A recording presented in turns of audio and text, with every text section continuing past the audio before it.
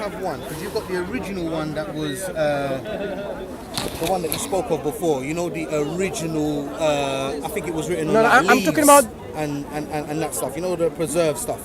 What was written already. Right, so every reading that we have today, they have to go in line with this mushaf, the mushaf that was agreed upon by the Muslim community. Right. Yeah. So if it's slightly different, then that one's wrong. No, listen. Sorry. Every reading that is authentic to us, they have to be in line with this mushaf or the copy that Uthman compiled and distributed.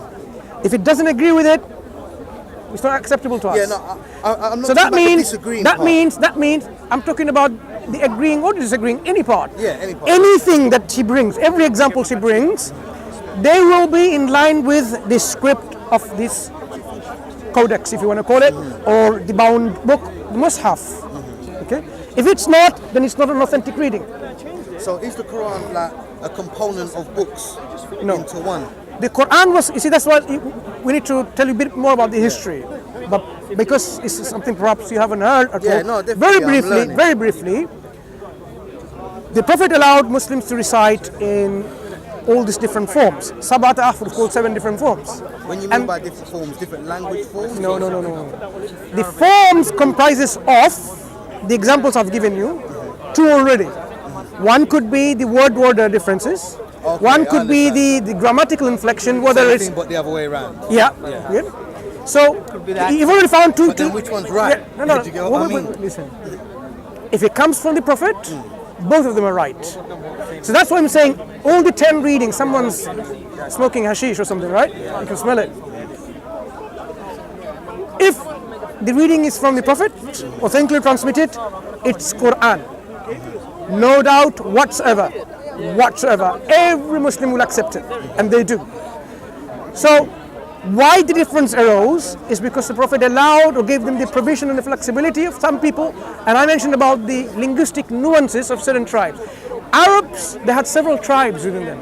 Each tribe had the linguistic nuances, meaning some of them would not have a particular word in their vocabulary. They can't use it, they can't utter it, they're not accustomed to it, for example. So if that particular word was revealed in Quranic ayah or Quranic sentence, and it was done in another dialect, for them, what is that? So the Prophet would allow even synonyms within the dialect. Right. But again, from Allah, this is revelation. Right? So for example, suf and ahin means wool. Suf al-manfush or ahin al-manfush. Okay? To give you an example. So some of the tribes would not be able to pronounce it, use it. That's not part of their vocabulary. Okay? What are you talking about? But they would other synonym acceptable. So even these differences were allowed so that people can understand the message of the Quran. Again, this is from revelation, not someone making it up by themselves. If it's a revelation, we accept it. This is the only book that you can find that as far as I know, on planet Earth, that Allah has given within this flexibility to make the people understand the Quran. Can I ask you a question? I've always thought though, why didn't the Quran be preserved in its original way? That is the original way. Hold on once again. Which was to recite it. I mean, like, to then write it down, it then leaves it open for interpretation, depending on how a person reads it. Briefly then, how the Quran was compiled, right? But just to go back to my original point though, why did it have to get written down? Why couldn't it just continue to have been recited? It is continuously being recited. No, but it's been written down. But it's also being recited. No, but I understand that, but I'm saying... It's a double method of preservation. It's written down also so that when you recite something and when you want to transcribe it down for help and ease of memorization, because not everyone memorizes, even though many people do. But some people want to memorize by looking at it, reading it. So when you start writing it, how are you going to write something when it's recited with sounds with elongation, sounds with intonations, technical terms? Like, let me give you an example. فلا أقسم بالخنس. Now you write it down and let him write it down, let him write it down. You'll find you've written it down differently. And if I say, can we read it back to me? If I say not you, because you've heard it, right? 3 other people, can you read it back to me? Do you think they will read it back to me exactly the way I recited? I don't think so. Exactly. Because the transcription does not account for the elongation of the sound that I made, the nunation. Khunnas. You will not even get that. How much? 2 seconds, 1 second? It will be very difficult. So what they did, they transcribed it, and with each copy, it was taught by a Quran reader, a Qari. They will have to learn from this, but at least they know this is how to write it. And this is how you should recite it. Later on, as the script developed, as the language of writing developed, they started vowelizing and putting all these things. Now you can have the Mus'haf, the Quran, with color codings saying you, if it's this color, you make it 4 seconds long. If it's this green color, you make ghunna. Yeah? So this is called Tajweed Quran. So things like this are being facilitated now, and it's been constantly developed. So what we are saying is the Quran is an oral recital, for sure, but it has also been written down for a reason. Okay, and so one of the reasons I've given you exactly. So that when you want to read from it, then there are not several different readings. We know precisely this is what happened before. When there was no uniform acceptance of how to write it, the companions who were the recipients of the Quran, they were writing it as much as they are able to from their understanding of writing. Would this have been God's word to write it down? And The Quran says Allah has taught us the pen, by the pen. The very first few revelation was, He taught by pen. The first few 5 or 4 few ayat that was revealed was read in the name of the Lord who created. And then within this is this, okay, He taught you by the pen. So the importance of writing is already very paramount in the Quran. In fact, the Quran says, even if you're doing a transaction between 2 parties, even they be little or big, write it down, get it witnessed. So writing is a paramount place in Islam. Also another meaning. Qalam here in this ayah could also mean a taqlim. Taqlim means to analyze, because God revealed this book and He revealed this message for us to analyze everything, to know everything. This is how mankind understands, by analyzing. The word qalam. Iktatabaha, and he recites it, in the morning and the evening. They used to accuse the Prophet. The Quran says, he gets it written down and it being recited in the morning and the evening. So even the Quran that is being written down. So when the people were writing down, they were writing down within the best of their ability of the script that they're familiar with. There are only a few people who could read and write at that time. The Arabs were not a literate nation. Only few people could read and write. Okay? So those who could read and write, they could write. Again, there will be differences between how they're writing it. And what's stopping them also from writing down the exegesis or the commentaries that they've heard, what it means. And we now have evidence from documentary evidence from the Quranic manuscripts, which has been reused, so we can see the underwriting, that has been washed away because that's no longer relevant. People have even earlier than they rewrote again the Quran. So the underwriting, we can see people are saying, in this surah, don't say Bismillah, and they carry on. Not in the footnote, within the same text.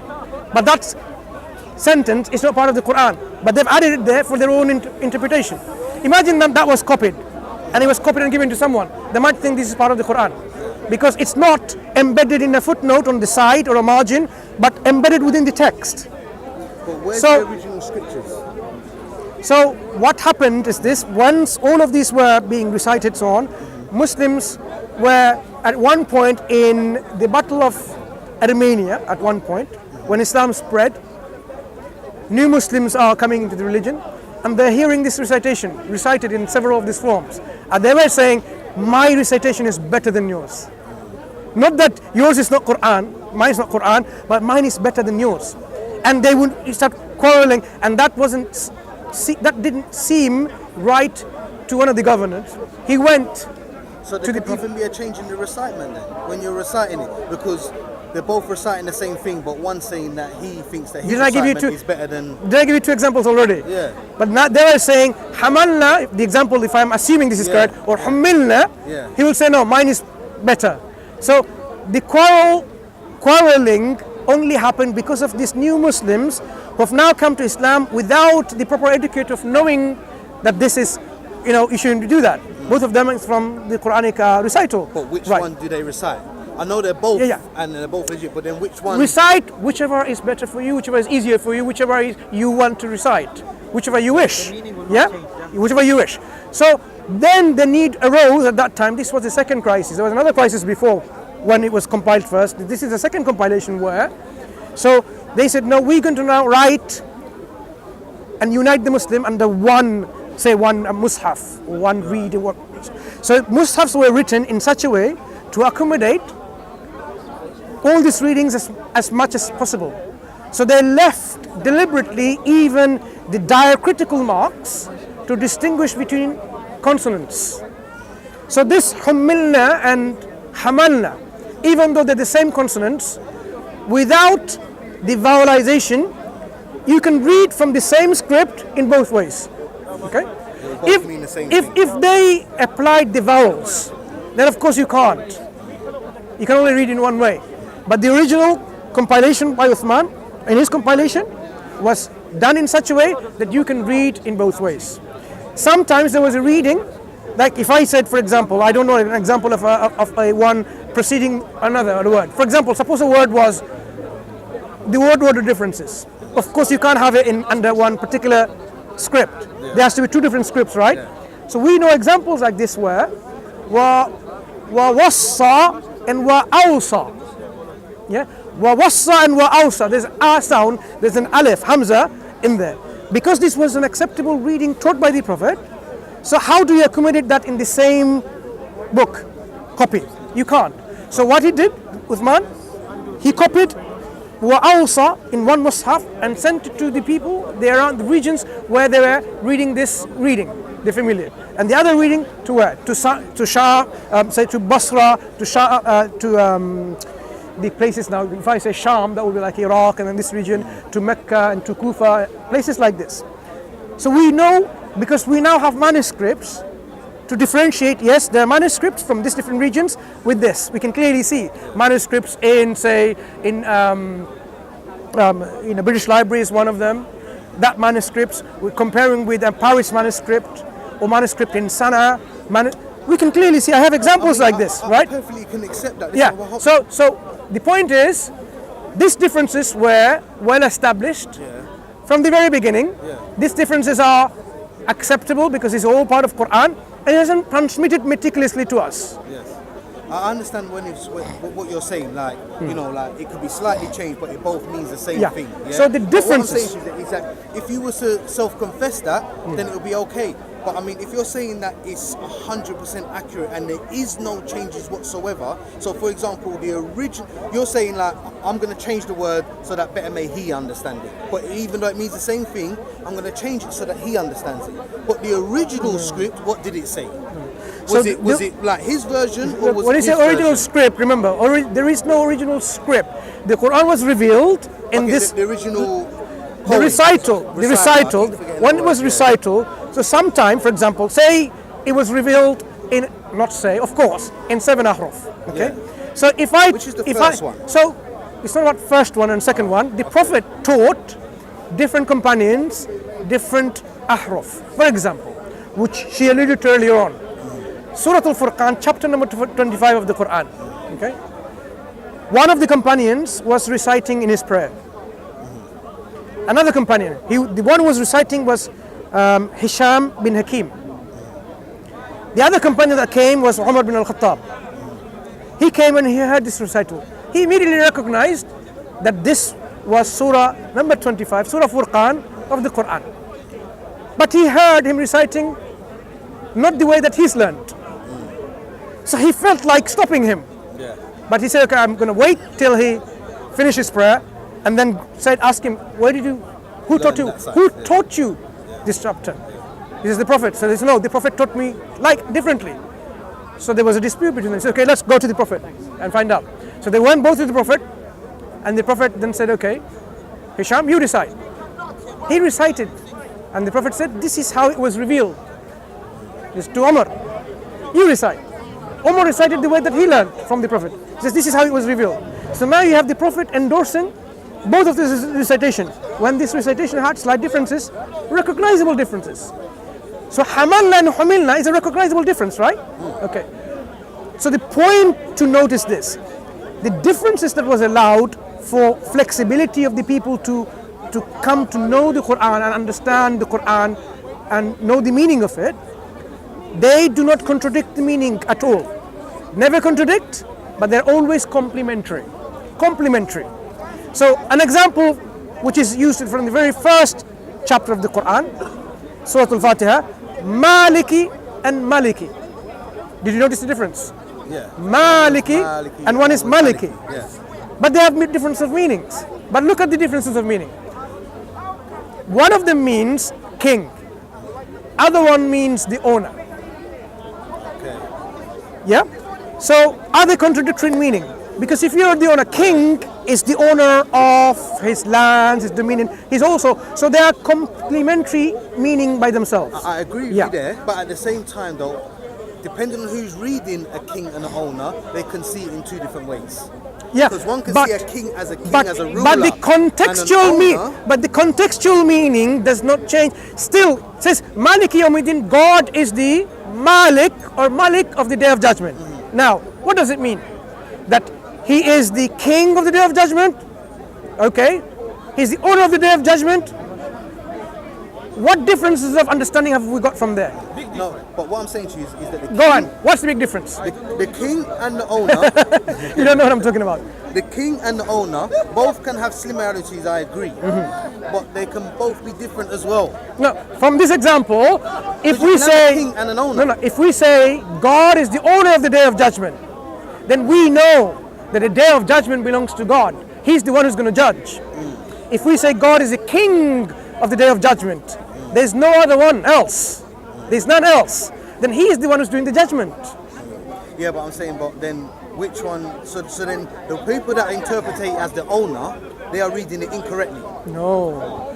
The meaning which is trying. No, but I'm saying that they're both different. Owner and king are different. I am saying. In English, you're finding the difference, yeah? Of king and owner. A person who understands Arabic here has no issue whatsoever. I understand what you're saying. In English, a king and an owner to you is a massive difference, but English lacks. And in the Arabic, how we just pronounce it, they're not two words. One goes Maliki, I think, and the other one is Maliki. Yes, I know, I understand. But the person who's listening to that in Arabic, they have no issue with the understanding of that word. We in English might have an issue. Can I ask in Arabic though, if you own a shop, for instance, is it the same word, or how do you differentiate then?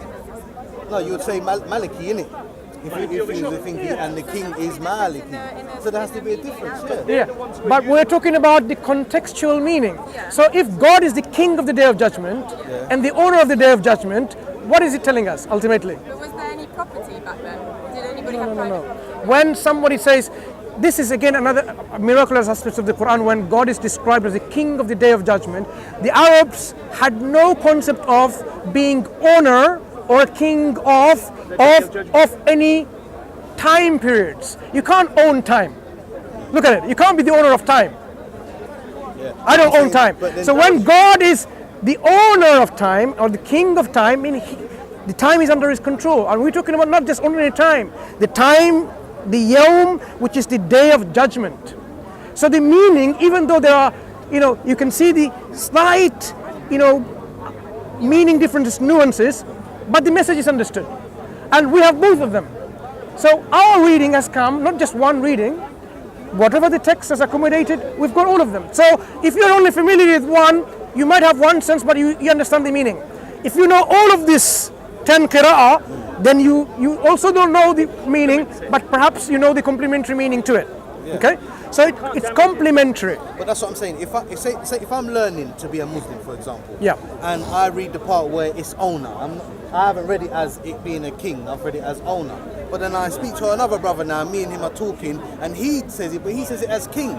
Right now we're going to come to a confusion, because I'm thinking it as an owner, he's thinking as a king. I know you're saying in the Arabic it's considered the same, and like you would know the difference, but then it's leaving it open for interpretation that someone that is not from that background and someone that then wants to come in and learn.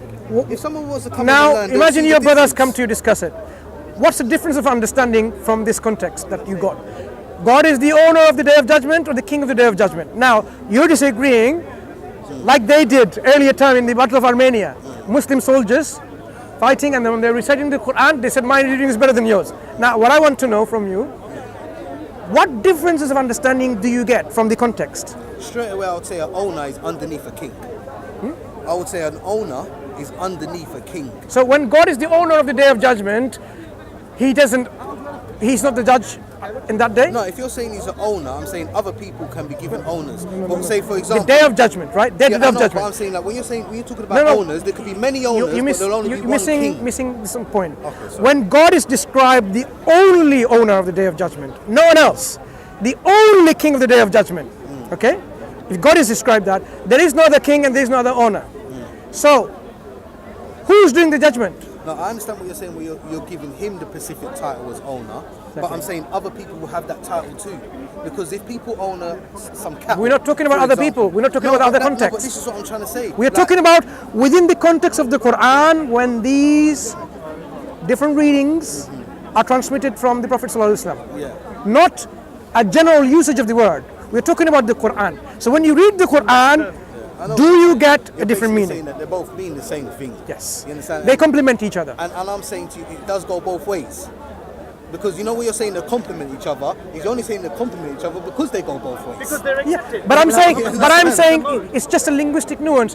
The ultimate meaning within the context is what you've understood, that here God is in control of the judgment. He will do the judgment. And that's why when the next ayah goes, the believers say, إِيَّاكَ نَعْبُدُ وَإِيَّاكَ نَسْتَعِينَ. That, to you, it is you that we worship and you that we seek for help. I actually agree with you, yeah? Because we're just being silly for arguing about owners and kings. Yeah, I get it. I get exactly what you're trying to say. I'm the owner of my house. Yeah, I understand what you're trying to say. But then we leave it with basically saying, then don't say it's perfect.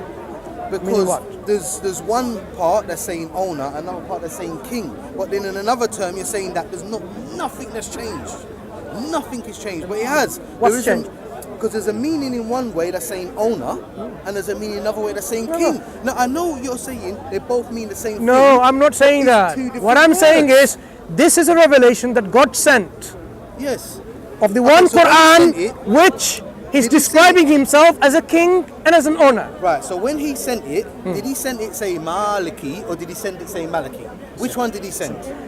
I have just explained to you earlier on. Yeah, I know. He taught some companions one reading, another companion another reading. That means someone was taught Maliki, other was taught Maliki. Maliki, but I accept that. But what I'm saying to you is he's been given it first. It's not about first and second. No, I'm saying the Quran. Did God give it to everyone or did God reveal it to Muhammad? God revealed it to Prophet Muhammad. Right, so when he revealed it to Prophet Muhammad, before Prophet Muhammad revealed it to anybody else, how did Prophet Muhammad interpret it? Yeah. So what you're asking is this: which of this reading came first? Right? Yes. But what we're saying is this is not any significant to us. Why? Because all of this reading that Prophet taught at different times throughout his life until he left the whole of the Quran is what we are talking about. So the Quran that he's left, the final reading that he left, is the Quran that we are reading today. Okay? So if now we have Maliki and Maliki, we take both. We are not interested in which one was first, which one was second, because both of them are revelation for us to understand. I mean, I can accept it. Like I said, I can accept Fair it. enough. I've just always gone to the impression that there is no different, like Maliki and Maliki. You've taught me that. Do you understand? I didn't know that. From what I've always, when I speak to Muslim brothers, they tell me that there is nothing in the Quran that is different. There's one Quran. There's not 2 or 3 or 4. There's only one Quran, only one interpretation of anything. Nobody said interpretation. So, are you talking about translation? Oh, translation. I might be using the word wrong. Translation. Okay, let's say in the Arabic format then. Yeah? Because that's how it's originally been given, yeah? Its original state is in Arabic format. So, again, where is Hatun? She's supposed to come back, right? Quran, that nothing is changed, nothing is altered, nothing is slightly different. If anything's slightly different, then the person in the back will say, "Oh, you've just said that wrong." So if he says Maliki, but the person in the back says you should say Maliki, because it's been accepted, brother. It's an accepted so mode. That's what you've missed, I think. It's interesting. When we go to prayer, say in a mosque in London, right, Regent's Park Mosque, an imam who recites in Warsh, Maliki, when he recites it, you're not going to find people saying wrong, right? Because they know this is an accepted reading, authentic reading from the Prophet, which is Quran. So if you went to Morocco, you'll probably hear this reading. But if you come here and he reads, some people, I agree, some people might think, but they will then have to, these are the people who don't know the readings, okay? There might be lots of people who don't know the readings, and this is why Muslims need to learn about their religion. I mean, if I was a Muslim and he was speaking of the God that I believe in, and he was to use the owner prescription, I would correct him and say, no, it should be a king. Is it because you would I know you're accepting the version, but I would still correct him. You would have corrected him with your lack of knowledge about the accepted modes. That's the basis, brother. Yeah, but I mean, only on the basis that's lack of knowledge. If a person, because there's scholars who pray behind scholars. No scholar will correct him if it's a different mode. He knows it's an acceptable mode because the modes don't change the meaning. That's the simple fact. Anyway, I understand that. And I understand your point. I mean, I've given you an example from historical past where the Muslim soldiers were reading each other and they were actually discussing this and arguing with each other. My reading is better than yours. Exactly, so this is what was trying to. So the mushafs that we have, they are transcribed, as I said. You can read both of these readings. So the examples that she had, I asked her, can she give me a copy of this so I can go through all the examples and give her a feedback. Okay. I have a few already from their lectures here. Okay. They only like to lecture themselves without having a proper discussion with someone who wants to talk about it. As you can see, was she really interested to talk about it? I don't know why, right? Because I was going to show you. So I have examples that they have done, and I can show you from the script. It's the same script, and you can read it all the different ways. Same script. So can I ask you another question then? Where is the original script? So when you say original, there are many earlier copies that has survived. Okay? No, but I mean the original. When Uthman compiled it, initially they were written in bones. Yeah, because it was no paper. In parchments. In stones. In date leaves, date stalks. Any form of writing material written in. They will be written in as the Prophet have dictated to them. So as right. Yeah. But there was a compilation under one bound book at one point during the time of Khalifa Abu Bakr, right? That part. Yep. Yeah, I understand that part. We talked about the second compilation where we wanted to, the Khalif at that time, with the consensus of the Muslim, consensus of the Prophet's companion, who agreed collectively, this is what the Quran left behind by the Prophet. He said, okay, we are going to now unite the Muslims under this reading, right? I've reading. heard the story. So this, copies of this, very early copies of this exist, okay? When you say the very originals, yeah, like the one that was written on the bone, for example. yeah, some of them survive in museums. I mean, but maybe not be the originals, might be much later on. Yeah. I know someone in a book called Short Introduction to the Quran by Michael Cook, he's one of the Orientalists. He gave us an example of a picture of how the Quran was transcribed in a bone and a picture of Surah Al-Fatiha. But how early it goes, I don't know, because I don't remember the exact dating of this. Okay. But when you say some of them, is some of them missing? So what happened was, when all of this was compiled, I mean, this needs a real detailed explanation, because otherwise, when I give you a whole jigsaw and some missings, you might not get the full picture, right? I'm only giving you parts of the picture. Fair enough. When it was all compiled through all the primary witnesses, 2 witnesses for each verse, each ayah, then all of these primary materials were not necessary anymore. Okay? So when it was standardized in this reading, it was all got rid of, destroyed. So the original, it was recited, for him to memorize, and transcribed. And then from the retranscribed. memorized, they've now written it down onto the bones. No, not memorized. From the written material, it was retranscribed collectively with the consensus of the Muslim So community. the original scripture that was written on the bones was then written on paper. Is that what you mean? There are two versions of the history. Okay, one is the second compilation also happened where the Caliph made this edict. Whoever has the Quran that was written down directly in the presence of the Prophet, come along and produce 2 witnesses that you've heard this. So they all brought down, and then it was all written down. But the one who was in the process of writing was ordered, you, whenever you disagree with the writing because of the dialect, write it down in the dialect of the Quraysh. Okay, not the dialect of other, for example. So there are people from Medina, the 3 scribes, and there are one from within the Qurayshi. So it's write it down within this particular dialect, if you want to call it. So it was transcribed. So the transcription happened what way? From the original materials, and then it was checked with the companions who had them, recited, and everyone agreed this is it. So once you now have a rewritten transcription from the original writers, authors, or the original scribes who wrote them, and retranscribed, it's still the original, because still this is original. I get that, but forgive me if this is a difficult question, but like, it's been written on the bones because at that time there was no paper. Yeah, say bone, yeah, different So materials. At some point the paper has come in now, yeah? Much for them, later, much for them later. to put it on. Much Now, later. Is Muhammad still about them times there? No, Or paper came much later. People transcribe Right, so Muhammad is gone now. in parchments, in animal skin. Yeah, so let me, Right. Muhammad has gone and the Quran is still on the bones and skin at this present time. No.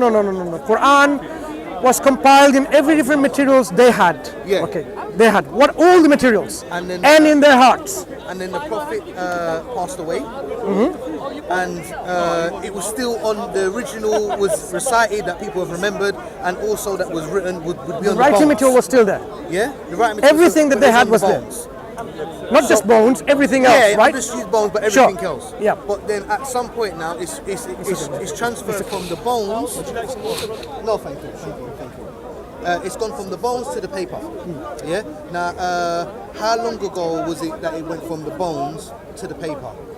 Okay, so we are talking about from the time of the Prophet to the first Caliph. First Caliph, his Caliphate was about 2 years or something, I can't remember exactly. Is it 2 years, Caliphate of Abu Bakr radiallahu anh? And then the second Caliph, the second compilation, is about 10, 12 years. Okay, so we are talking about this period. Within this period, the companions of the Prophet who wrote them, they were alive. They were consulted, they came together, and they rewrote it and retranscribed it. So there is no risk of the Quran being lost in transcription, or in translation, as they say, lost in translation. Because now you have the original recipients who transcribed it, are the ones who have produced it again to retranscribe it. And it was retranscribed and read it aloud to them, so that they know this is it. From this master copy was made multiple copies, which was then disseminated within the Muslim provinces. But wouldn't the original still be considered the original? I know you're saying that there's parts of it in museums. When you say original, remember when these were written. Let me give you an example, right? Because at one point, all of the bones and skin and everything that was written on, it would have come to one place, and then they would have written it again. Yeah. So at the time, it wasn't split about all over the place, was it? Like you see, like the Quran. Obviously, they knew it ritual, but they also would have written it down on the bones. Look, this is one of the very, very earliest transcription of the Quran. It's most On the bone or paper? no, on parchment. No, people didn't just write on bone; they also wrote on parchments as well, right? Those Yeah. who are able to, who had. So you can't just focus on bones because there are other materials. No, yeah, sorry, So, I didn't mean like that. So now this is Let's say, something is this in the time of the paper This- or non-paper? before the paper. This is before the paper. Before the scripture paper, here. exactly, before Okay. the paper. So now this is considered to be even the time before the compilation Yeah. done to standardize the Quran in this particular way that Uthman did, radiallahu anhu. So this is a Quran that was a parchment that was washed away, and rewritten over it. When you say washed away, what do you Because mean? parchment was very expensive. You have to kill so many animals to produce this kind of leather to write on it. Yes. To make one mushaf, how many animals do you have to kill? 30, 50, 100, I don't know. You have to be very rich, right, to even buy this. So they would reuse it, okay, if necessary. So this one was reused. So what we now have technology with ultraviolet lightning or whatever they're using to go and read the undertext. And you can see the undertext here. They finished this one chapter and then he writes it. Because every surah, apart from one surah, starts with Bismillah ar-Rahman ar-Rahim. Okay? So he writes Bismillah ar-Rahman ar-Rahim and then crosses off and says La taqul Bismillah and then start the surah. Do not say Bismillah within the same text. So if this was left, as I mentioned earlier on, and people used and reused to transcribe it, there is a risk that people will consider this part of the Quran. So what Uthman radiallahu anhu did, when he compiled under a bound copy for dissemination to the whole of the Muslim provinces everywhere for public consumption, none of these will be present. No commentaries of your personal copies that you made, none of this will be present. Totally, the only thing will be the Quranic ayah and the Quranic surah, beginning to end. This would not be included. So this was not necessary. So that's why he issued saying once this is all done and all agreed upon, that now we have the Quran as the Prophet left behind, everything else should be destroyed. That sounds a bit suspicious though. Hang on. If it wasn't destroyed, no, but do you understand what I mean though? How is it suspicious? Tell me. Well, because I mean, suspicious. If I've got the original copy, of this video, yeah, and I make a copy, there's no reason for me to deliberately destroy the original copy. Take my example. I've just got the copy, just in case I lose the original. What you didn't include is this example. People were writing within the material that they have their own commentaries, because remember, these people are the first revelation of the Quran. They are witnessing revelation coming down to the Prophet, and they wanted to ask the Prophet, what does it mean? And they understood it, they would write it down. They're writing down even within the text itself, because they know that when they read the Quran, they're not going to make a mistake. But someone else, they don't know the intention of writing this. It's possible for, like if I were to read it today, I would say this is part of the Quran, right? Yeah. Exactly. They knew. So if that was left behind, there is always this risk. People will consider this as part of the Quran. So what Uthman did, the same people who wrote this, the same people who got the transcribing process, collectively together, and they agreed. So it is not about like making a copy of a copy and something different. No, it is now making another original copy in agreement, in consensus of what the Quran is, and destroying these things which might confuse some people later on. No, but that's I mean, why. Wasn't the final word protected by God? That's how it's been protected. Yeah, so therefore you don't need to destroy the original. No. It's not about leaving. You see, God told us the way we have reliance on Him. One of the examples that the scholars would give, for example, suppose now you've got your horse or your camel, right, whatever. You're there and you want to now have a nap underneath a tree. And you just bought this horse, right?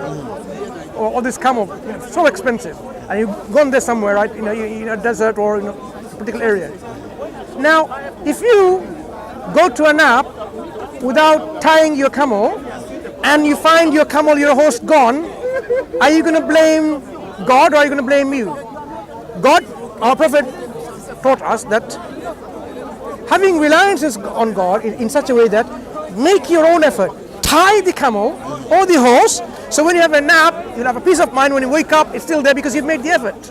So these efforts are there, even though if none of these were done, Allah will still protect it as He promised. But we have to make this effort because the responsibility also is there to know that there is a risk of some people falling into this confusion. I mean, I'm not saying that this is what happened, but in most cases, if I have something that I don't want you to know about, and I have the evidence of it, and I want to teach you something different, then I would destroy the original evidence. I'm not saying it happened in your situation. You see, again, you're conflating the issues. if the compilation was done, which was then made into mass copies and distributed by one man, one person, without consulting the initial recipients, the companions, then you have a suspicion saying, has he done it right? Has he done it correctly?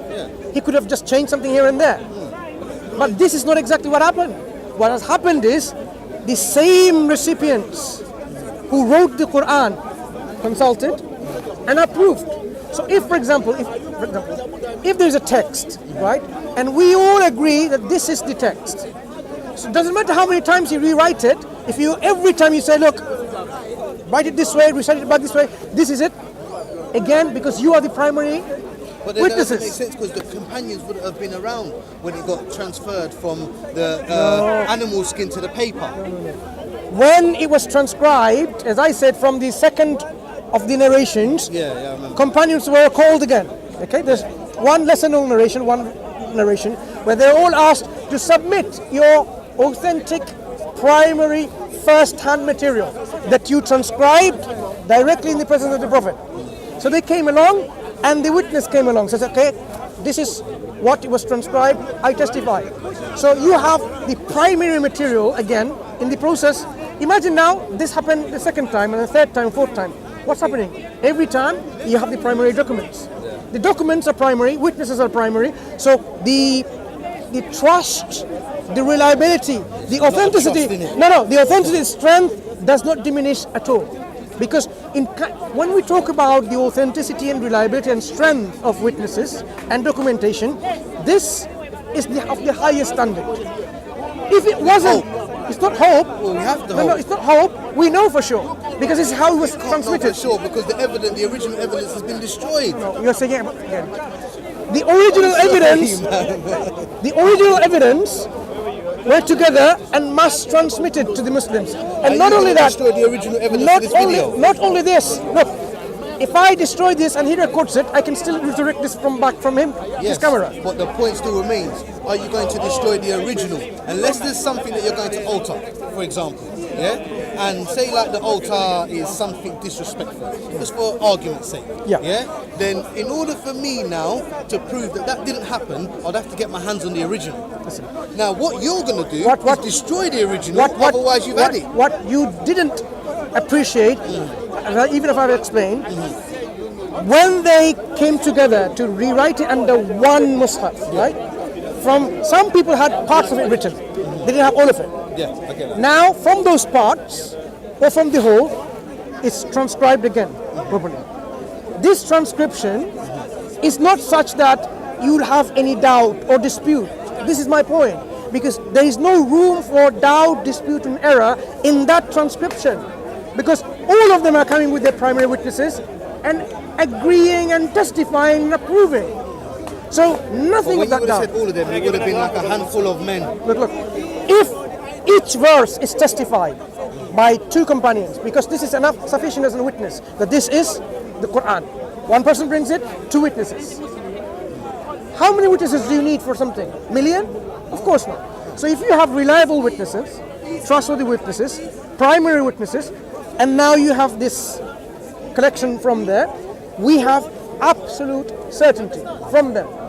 If it was otherwise, in which, as I said, someone else we don't know who transcribed it, we have no idea where he transcribed it from by himself, in his own room and transcribed it and then says, there you go, that's the Quran, copy it in mass numbers. Suspicion. Is it not fair to say that even the person that has transcribed it, the one that you speak of, that he also we have to know his background and how he is as a person. Absolutely, well. And we do. We do. We have testimony of how honest, of a good memory, and so on about himself. And he was not the only one.